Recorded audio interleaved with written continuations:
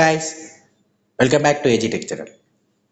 இந்த வீடியோவில் நம்ம எதை பற்றி பார்க்க போகிறோம்னா, உங்கள் ஃபோனில் வந்து டிஃபால்ட்டே இது யூஎஸ்பி தேட்டரிங்னு ஆப்ஷன் இருக்கும்.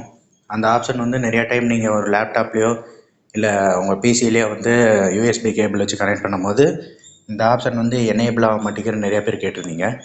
இந்த ஆப்ஷன் எப்படி எனேபிள் பண்ண வைக்கிறது அப்படிங்கிறத இந்த வீடியோவில் சொல்லி தரப்போகிறேன். வீடியோ ஸ்கிப் பண்ணாமல் பாருங்கள், அப்போ தான் உங்களுக்கு புரியும்.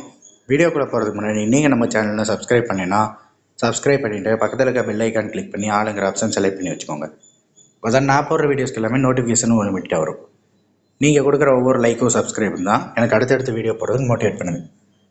ஓகே கைஸ், வாங்க வீடியோக்குள்ளே போகலாம். நம்மளோட ஃபோன் செட்டிங்ஸ் போய்க்கோங்க.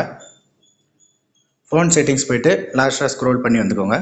ஸ்க்ரோல் பண்ணி வந்தீங்கன்னா எபோட் ஃபோன் ஒரு ஆப்ஷன் இருக்கும், அதை கிளிக் பண்ணிக்கோங்க.